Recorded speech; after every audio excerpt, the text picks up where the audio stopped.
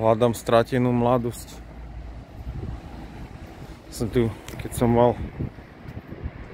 tak 22 rokov, som tu na diskotéky chodieval, ale nemôžem to ani nájsť už. Ten bar, že kde to je.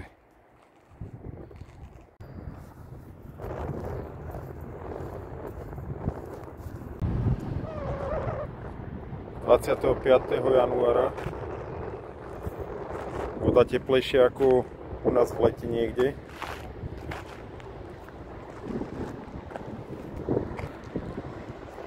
Jen tam Francúzi si hrajú pétanque. To je paradička. Celú zimu môžu žiť, nie ako my. V tej zime len tak prežívame.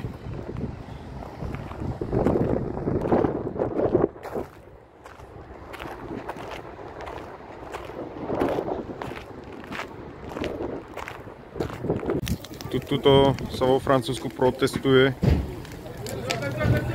Doniesli dodávku so starými gumami.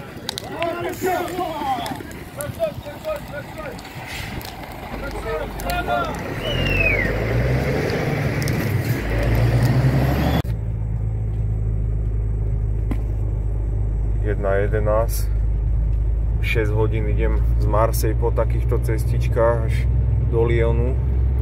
Už som ale skoro v Lyone.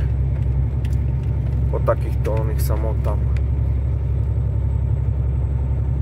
A to ešte musel som všetko nájsť, ale asi pred 100 kilometrami bola jedna búračka našťastie. A vyskočili sme sa z kamionov pozrieť, čo sa stalo.